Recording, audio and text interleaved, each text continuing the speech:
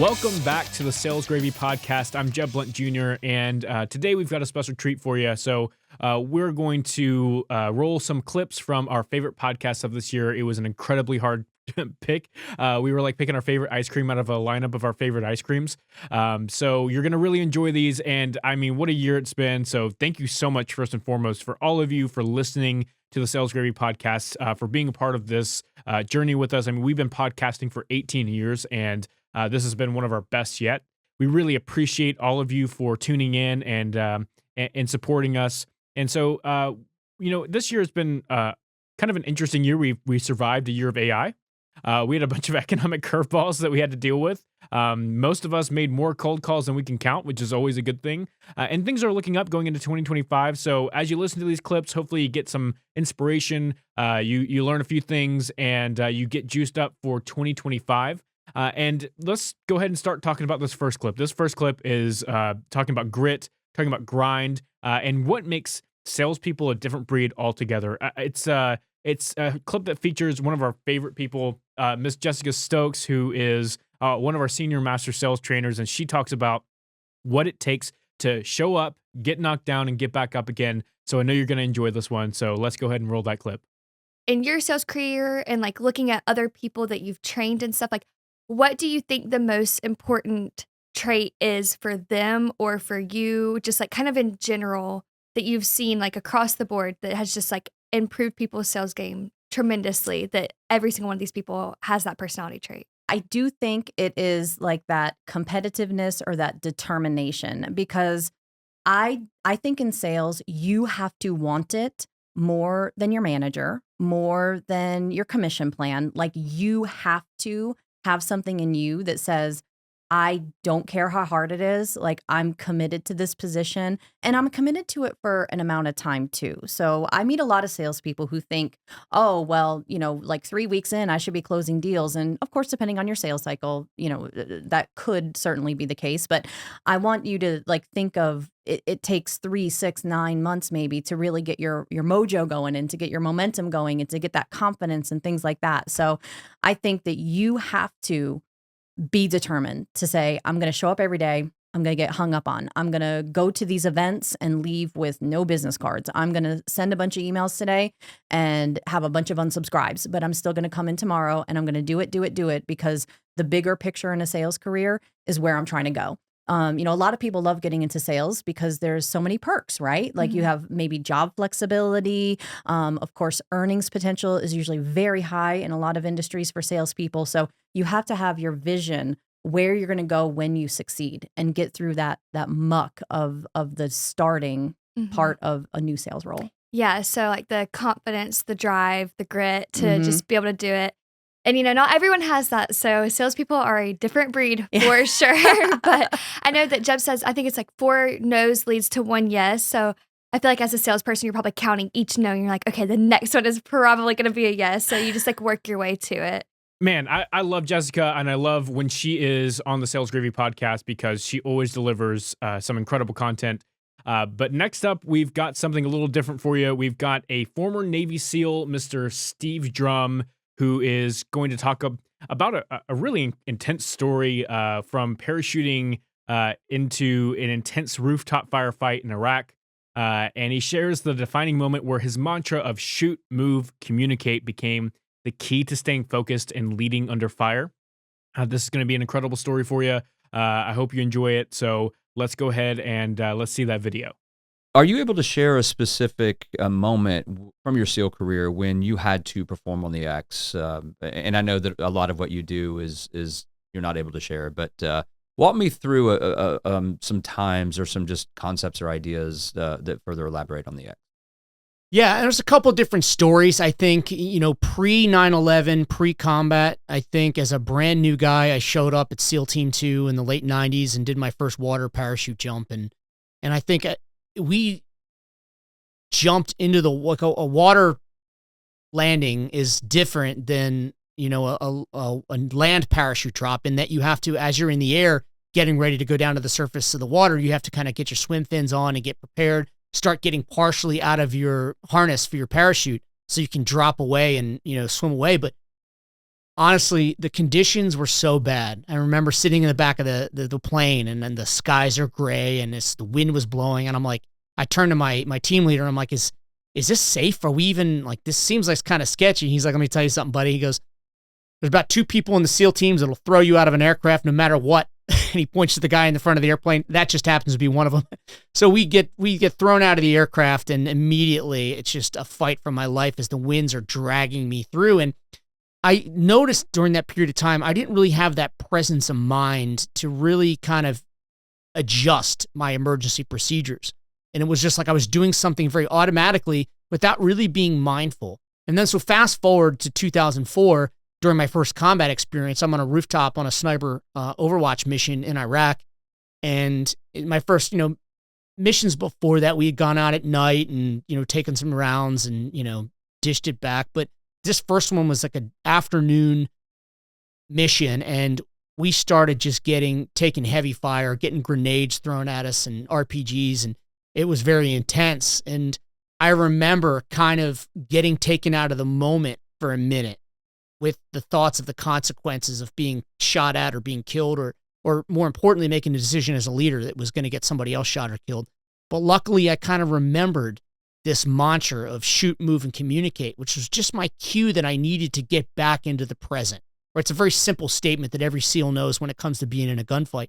And I think that was really, the defining moment. And then as I was getting ready to be picked up, we fought our way off of that rooftop into the extract point. And as I'm waiting to get picked up by the armored vehicles, I remember sitting there thinking and saying, you know what? I always wondered if I would have what it takes. I always wondered if the training and preparation was effective. And now that I know that it is, the training is realistic, it's effective. And from that moment on, I realized just how critical the right level of preparation is, not just in terms of skills, but in having the mental capacity to perform those things under pressure and in the face of fear. Steve, thank you so much for being on the Sales Gravy podcast. It's an incredibly inspiring story, and thank you for your service. Thank you for coming to the Sales Gravy studios. I know y'all enjoyed that. In this next clip, we're going to keep the inspiration rolling with Mr. Josh Holschbosch. He came to the Sales Gravy studios on his steel horse and rode all the way from Toronto, Canada, broke a belt, got some Sales Gravy socks, and helped Jeb Sr. and I put some fitness back into our life to keep our careers on track. And he does that for sales professionals all around the world. He's an incredible character, an incredible speaker. And in this next clip, he's going to talk about how riding his motorcycle puts him in a situation where he is forced to meditate and what that means for his health, his mental health, and how he continues to grow his career through that practice. So let's go ahead and jump into that episode.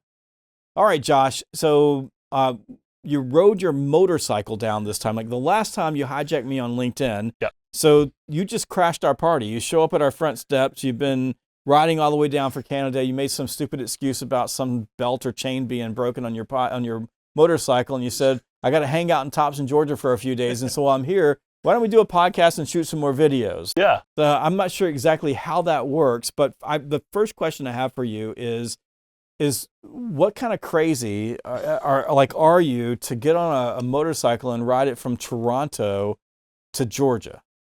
Well, it's pretty much still your winter in Toronto. So I had to get on my igloo. And when I heard Jeb Blunt had availability in his schedule, because you're a busy guy, I was like, okay, jump on the motorcycle, I'm there. And also, these socks, the rumor has it, now this is unconfirmed, but the rumor has it that if you're doing a presentation in these socks, it gives you at least 25% more confidence. That's the rumor. I don't know who started it, but that's why I'm here. Pretty good. You want to hold your sock up for the camera so everybody can see it? It's the Sales Gravy socks, yeah? You can't go wrong with these. I'm just curious because I don't ride motorcycles, and my wife would kill me if I got on a motorcycle. And I love my wife, and so I don't want to be killed. Sure. How do you keep yourself entertained? Like you're driving, you're on your motorcycle, you're on the interstate or what have you. Are you listening to music or podcasts? Or how do you keep yourself from just completely zoning out and killing yourself? Yeah, for sure. The part of you potentially could kill yourself really keeps you focused, but not only that it's almost like exercise in the sense of it's forced meditation. So I'll have my earplugs in. Sure, I'll be listening to some music or something like that, but you really have to stay in the present moment. And there's very few times in my life and in my day where I'm actually forced in that position because, like you were saying, like there's so much stuff going on. You have to be aware of what's happening ahead of you 10 seconds. You have to be aware of what's behind you and what they're doing as well, making sure that you're watching the chessboard that's happening on the road, and that keeps you very engaged. So I'll find myself during that time when I'm watching traffic is I'm actually working on my breathing. And it just allows me, again, to stay in that present moment. It's the same thing as when we're talking about exercise. So if we're talking about like bicep curls or something like that, there's studies that show that if you're focusing on the muscle that you're working on, you actually can get up to 30% more activation from that. So it's really, really important to be staying in the moment and saying, okay, what muscle am I activating and being there? So I love it because of the meditative nature of it all. And that was a long trip. Josh, thank you so much for being here. Thank you so much for coming all the way to Georgia and providing Sales Gravy University with some amazing content for our learners to go and learn from and get healthy and keep their careers going as long as possible, because it's a really important part of a professional career that not a lot of people pay attention to, and that's the health side of working in sales. And in this next clip, now we're going to talk about one of the juggernauts in the sales industry. Miss Carol Mahoney is a sales leader and strategist who just gets real with people in this podcast clip about the early mistakes that she made as an entrepreneur and as a sales professional. And these are lessons that we all need to learn and all need to hear. It's an incredible clip. I really love the lesson that she taught us, which is it's just not about you. So without further ado, let's go ahead and jump into that one. Talk to me about the early mistakes that you made Oh, Lord. when you were doing this. Well, you listed a lot of them. So first was taking on the wrong clients. And so taking on the wrong clients, I'll say this. When I decided that it was time for me to get serious about learning how to sell, I hired a sales coach. And when the coach asked me, he's like, well, what's your number one goal? Now, I had somehow muscled my way to like $10,000 a month in monthly recurring revenue. And the thing of it is that a lot of the other agencies or freelancers that I knew that were in my space, they were trying to get to where I was. Which you think about 2007, Yeah. you come out of the corporate world and you're getting $10,000 a month in revenue, and pretty much it's all profit because it's intellect. I mean, it's the work Right. that you're doing. I remember that point where you think I'm printing money. Like this is. Oh, I thought I was, king, you know what? Yeah. And except for I hated every one of my clients. I didn't want to get up in the morning. They drove me insane. They were not the right people for me to be working with. I shouldn't say I hated all of my clients, but there were some that were especially big pitas. And so when I hired the coach, he said, well, what is your goal? He's like, you're already at a place where most people are trying to get to. I'm like, I want clients that I actually enjoy working with, that actually listen to my advice and do what they say that they're going to do. So if you can help me to find those people, I will be very happy. And what ended up happening is that in 6 months, I had gotten rid of all of my pain in the butt clients, replaced them, less of them, but at more dollars. So I had less clients, but the same amount of money that I was making. And the client that was the biggest pain in the butt, I sent them their money back. And when I sent them their money back, they came back begging and pleading for me to continue to work with them. And I tried, but then they didn't change. And so that was the first mistake that I made was working with anyone who was willing to pay me, because I was desperate to make money to get to that point. It took me a while to get there. Because when you're in that situation where you feel vulnerable to rejection, what you end up doing is taking the people that no one else will work with. Exactly. Because they're easy to sell. Yes, exactly. And that's how I ended up with so many pains in the butts. And then I started like burning out and doing the work and all of that. And so that was the early days, just like, I joined BNI. I went to all of the networking groups. Even my coach at the time when we were in this group coaching, he's like, you have more opportunities in your pipeline than anyone else. He's like, but how is it that you still hate selling? I'm like, I just don't enjoy it, but I know that I have to do it. And I'm spending so much time and effort in doing it, still getting the wrong ones. Like, I need to know what it is that I'm doing wrong. And what I didn't realize, it was my perception of sales that was actually getting in my way. Like, I knew the mechanics and I knew what to do, just couldn't seem to do it in the moments on the call with the client when I needed to. And so that was my first mistake, was taking anybody who would pay me. The next mistake I made was working within their budgets, i.e. discounting, because they undervalue what you're actually worth. You can't actually do the work that you need to do in order to see success and get like testimonials and results and build that social proof because you've been able to get those results. So yes, I was making, a good monthly return, but I was churning through clients left and right and constantly having to replace them, or the ones that were sticking with me were the ones that were the pain in the butt and sucked all of my life and energy out of me. So those were the two biggest mistakes, taking anyone who would pay me and then discounting. And then I think the other biggest mistake that I made was not systematizing and writing down my processes early enough. And so it was always this kind of like winging it, trying to figure it out as I go, every time I put a proposal together, it was a new proposal with all kinds of new stuff in it. I had too many options in there for people to choose from. I was relying on the proposal to do all of the work and the selling for me. Like I would do the discovery call, find enough pain. Okay, here's how I'm going to solve that problem in pain. I couldn't understand why that 15-page proposal didn't generate more business for me. So those I think were my three biggest mistakes when I first started my business. And then the other one, and I'll add this as the bonus, was I kept waiting for people to come to me and didn't do the proactive prospecting. Like, yeah, I was going out and I was doing networking, things like that, but I wasn't going after those accounts that I actually thought were going to be the best fits for me and really being niche and selective about who I was going after. It was just I'm going to grab as many things off of the shelf as I can right now and see which one's going to work out for me. Carol's content is amazing, and that clip is so wonderful. She's such a cool person, so go give her a follow. Listen to the full episode. We'll have that link below, and we're going to keep things rolling with an incredible story, someone who went from being a Division III basketball player to a professional basketball player, something that is really, really difficult to do, and spoiler alert, it involves cold calling. And this is a clip that shows you motivation and discipline and what it takes to reach dreams that most people only dream of.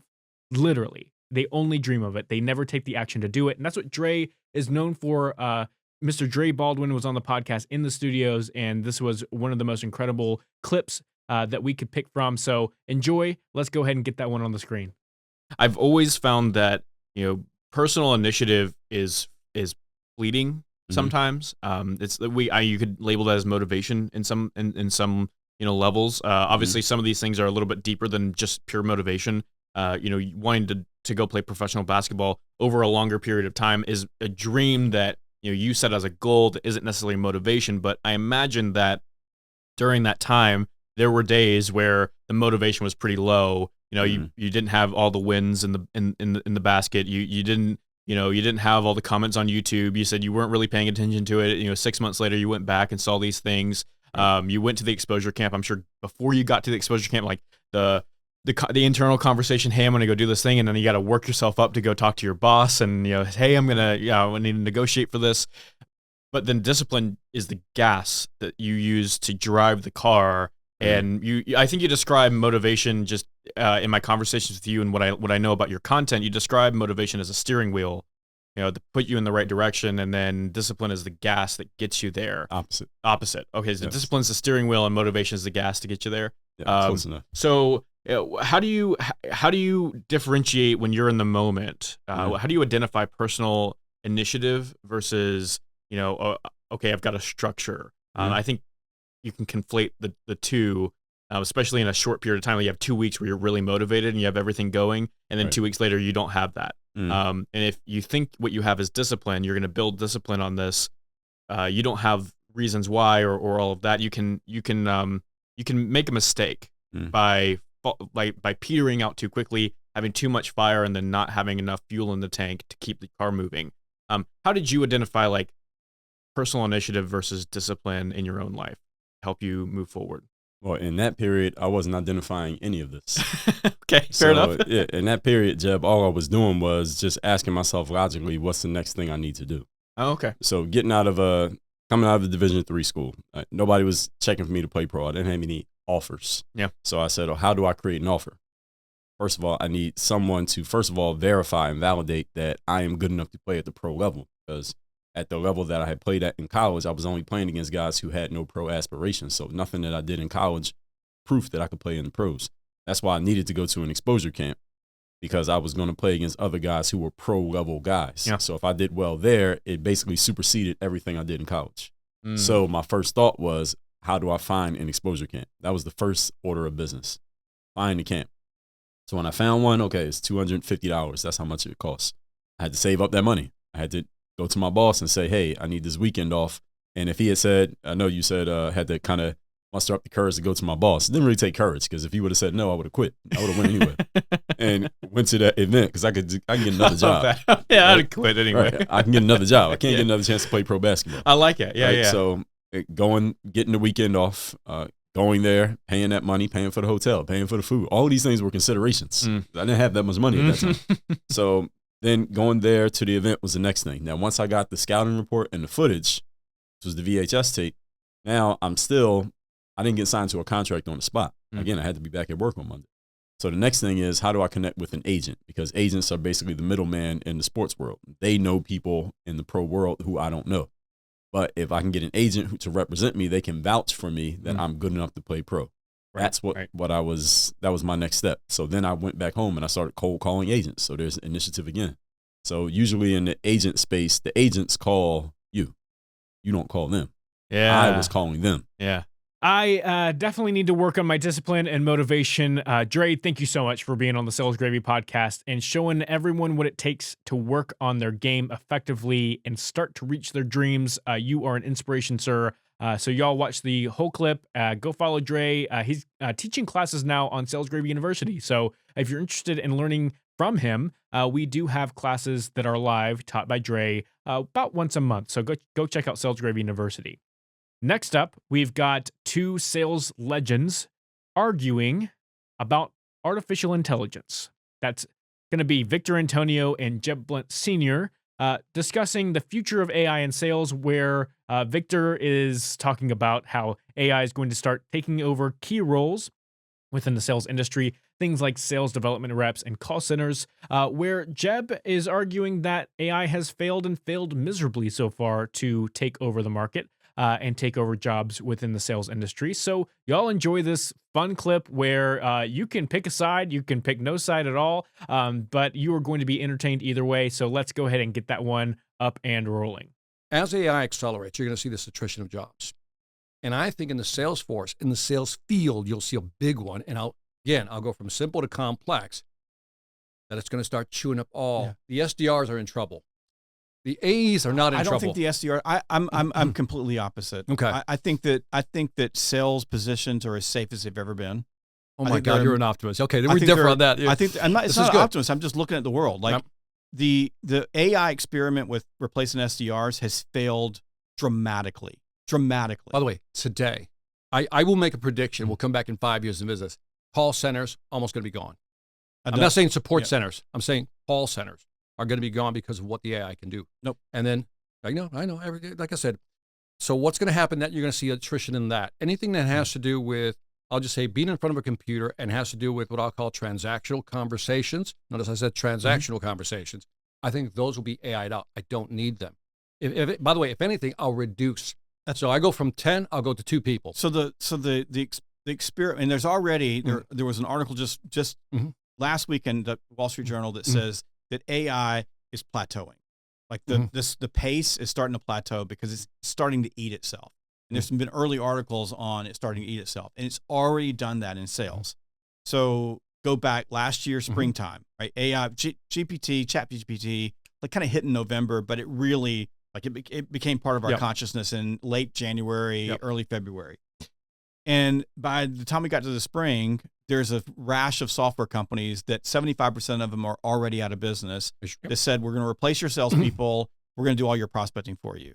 Yes. And it failed. Like, I'm not talking about, by the way, it has gone away. By the way, because I'm not arguing that. Yeah. By the way, if you're telling me it happened today, I go, no, of course not. It's not there yet. It failed. Yep. I don't see a time when AI, because the problem with prospecting is AI is, we have a hard time pushing human beings to do it. AI overdoes it. It overdoes it. Like the companies that are doing it, they're going to go like, this is what they did with the SDRs. Oh, well, crap, the AR can prospect 24 hours a day. Right. And pretty soon, nobody started paying attention to anybody. And by the way, people don't like bots. They don't like them.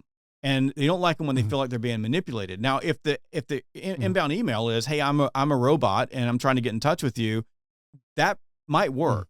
But it doesn't work when you figure out or that it's not a real person. And the patterns are there. Now, can an AI have a conversation with me in a way that makes me know that it's makes me feel like it's a human being?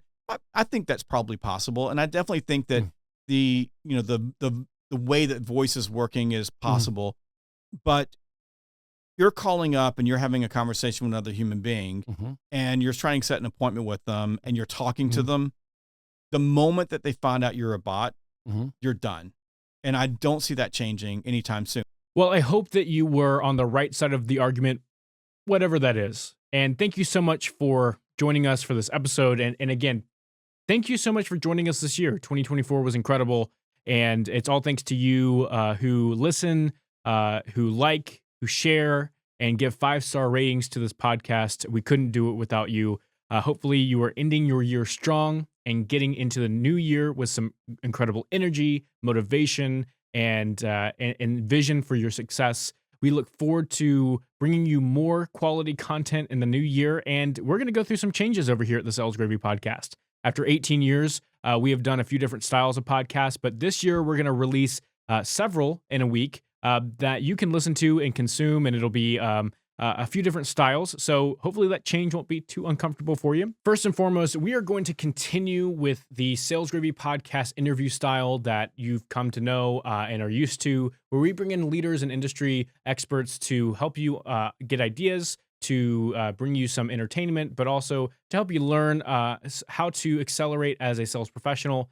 And then we're also going to be releasing on Monday mornings the Money Monday podcast, where Jeb Blunt Sr. is going to give you a few minutes of a specific sales tip that's going to give you energy, motivation to go tackle the week. And we're going to do that every single week this year. And then we're also going to release a podcast where you can submit your own questions, your sales leadership questions, your entrepreneurial business owner questions to Sales Gravy, and have them answered by Jeb Blunt Sr. and our expert team of leadership and sales experts. You can submit your questions at salesgravy.com/ask. That's salesgravy.com/ask, or you can call 706-664-0810. That's 706-664-0810. Leave your voicemail with your question and follow the instructions there. We'll be sure to get back to you and get you on the show. So looking forward to 2025. Thank you so much for joining us on the Sales Gravy Podcast. If you haven't done so already, like, share, and comment, and give 5 stars. Have a wonderful end of year, and Happy New Year. Hey, I'm doing a happy dance because you watched this video. Make sure that you click like and subscribe so that you never miss one of our amazing sales training videos.